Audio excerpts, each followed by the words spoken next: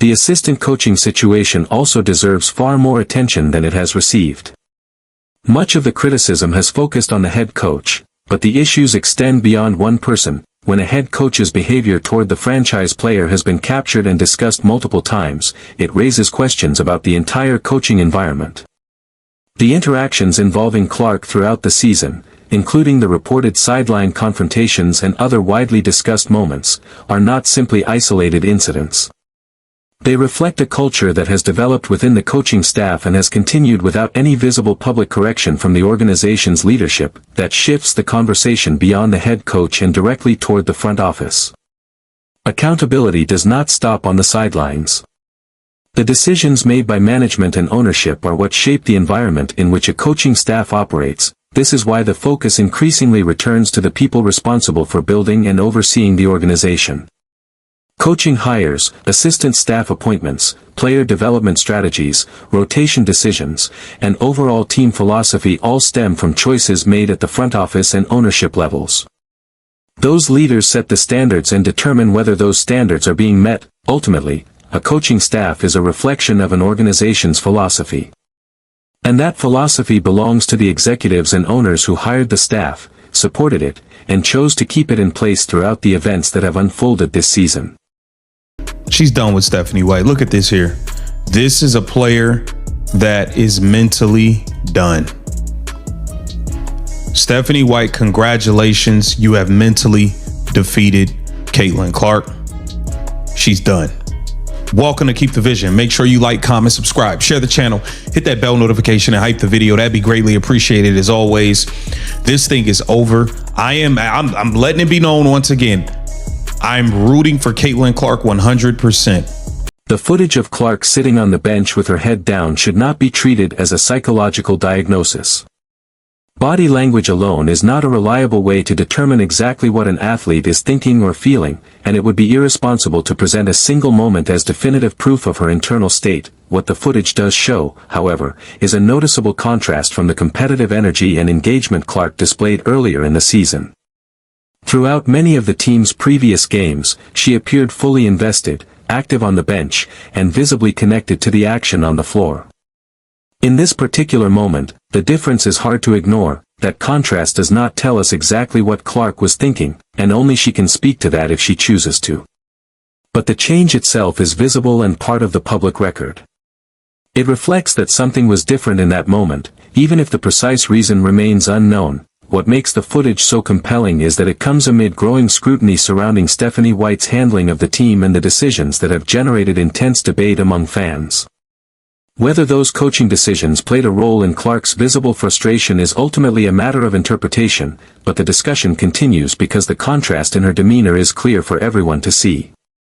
Whole debacle with Stephanie White crashing out on her and benching her. Take a look at this interaction between Caitlin Clark and Aaliyah Boston. They're whispering things to each other. This is after the crash out. This is after all of that. You see it.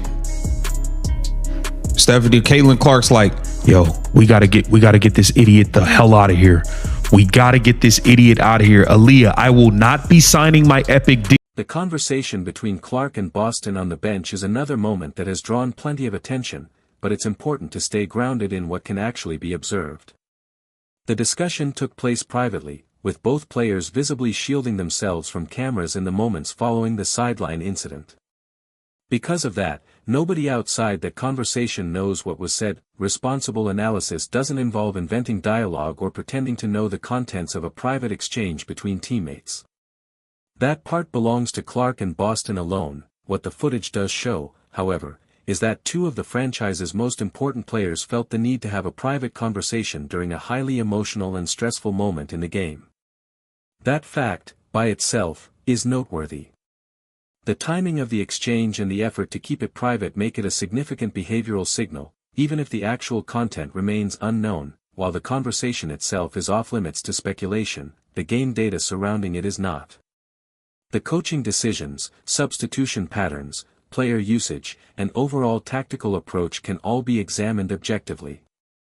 And that's where the discussion takes a different turn. A report highlighted by Jason Whitlock has brought new attention to the team's rotation management, raising questions about how personnel decisions may have impacted the outcome of the game.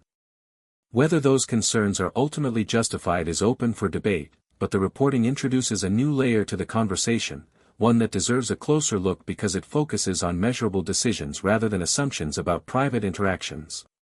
Stephanie White rotated her players like they were playing 3 games in 4 nights. It was actually Portland playing its 3rd game in 4 nights. Stephanie White played 11 players in the first quarter. Wrong coach. Fire that bozo. Fire that bozo.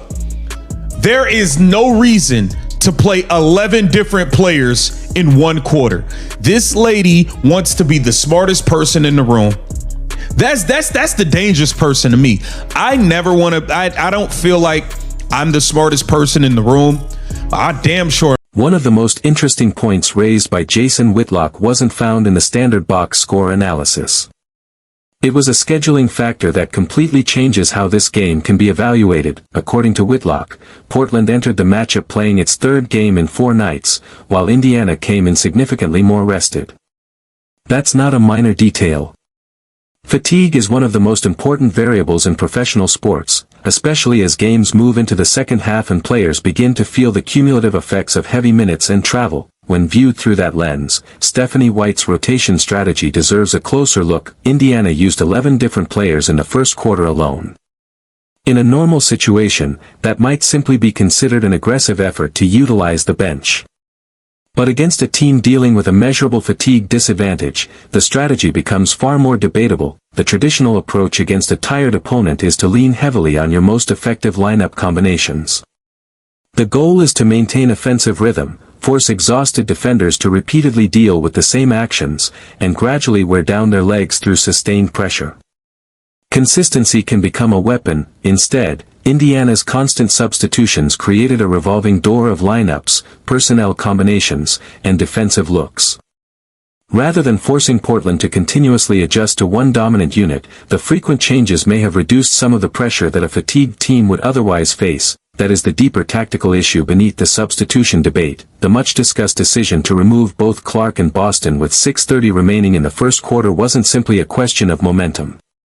It was part of a broader rotation philosophy. And in the context of facing an opponent that was already carrying a significant fatigue burden, critics argue that philosophy may have worked against Indiana's greatest natural advantage. That's what makes. On Wiley, Boston and Caitlin Clark subbed at 6:30 mark of the first, after which Portland went on a 13-2 run. Caitlin Clark had 2 points, 3 assists, and a rebound in the first 2.5 minutes of this game and then was subbed out.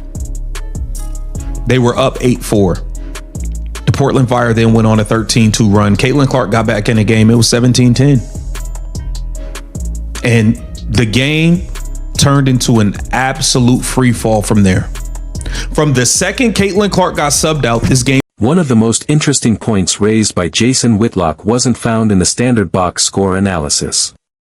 It was a scheduling factor that completely changes how this game can be evaluated. According to Whitlock, Portland entered the matchup playing its 3rd game in 4 nights, while Indiana came in significantly more rested. That's not a minor detail. Fatigue is one of the most important variables in professional sports, especially as games move into the second half and players begin to feel the cumulative effects of heavy minutes and travel. When viewed through that lens, Stephanie White's rotation strategy deserves a closer look. Indiana used 11 different players in the first quarter alone. In a normal situation, that might simply be considered an aggressive effort to utilize the bench.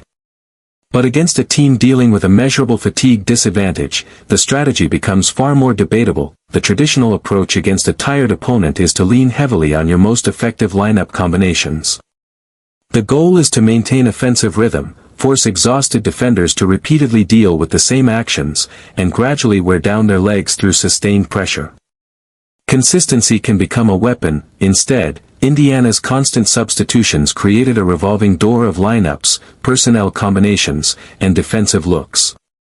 Rather than forcing Portland to continuously adjust to one dominant unit, the frequent changes may have reduced some of the pressure that a fatigued team would otherwise face. that is the deeper tactical issue beneath the substitution debate, the much-discussed decision to remove both Clark and Boston with 6:30 remaining in the first quarter wasn't simply a question of momentum.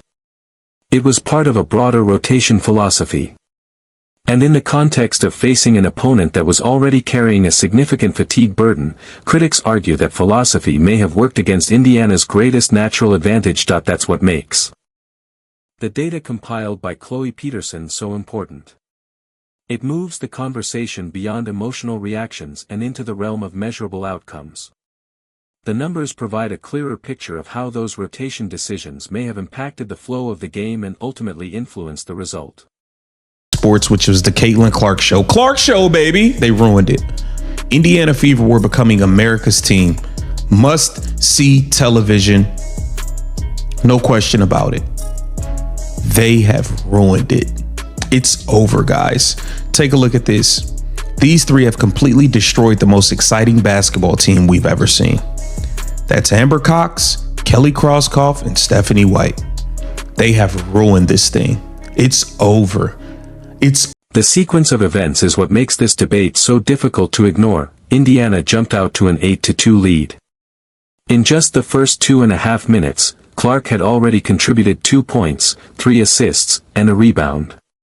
The offense was flowing, Portland looked uncomfortable, and the Trailblazers were forced to call an early timeout. Then came the decision that has sparked so much discussion. With 6:30 remaining in the first quarter, both Clark and Boston were taken off the floor at the same time.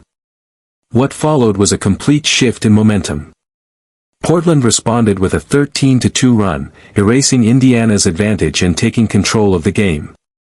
By the time Clark checked back in, the Fever found themselves trailing 17-10. That's an 11-point swing that occurred during a stretch directly impacted by the coaching staff's rotation choices.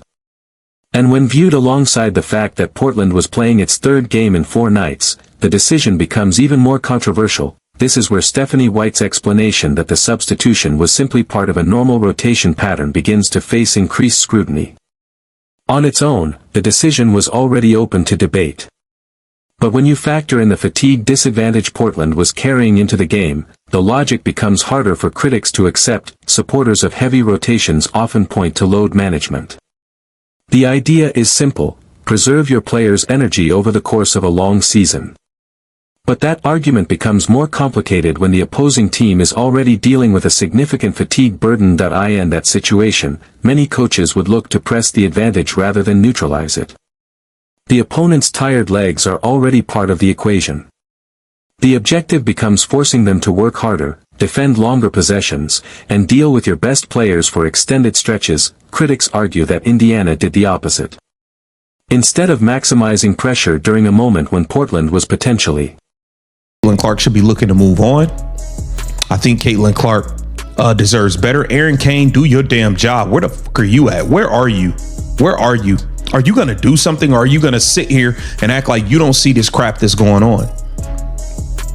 Do you not see what's going on right now?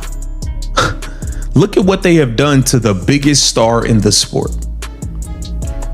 We watch every other team. We watch the Dallas Wings lean into Paige Beckers and prop her up. We watch all these other teams lean into their stars and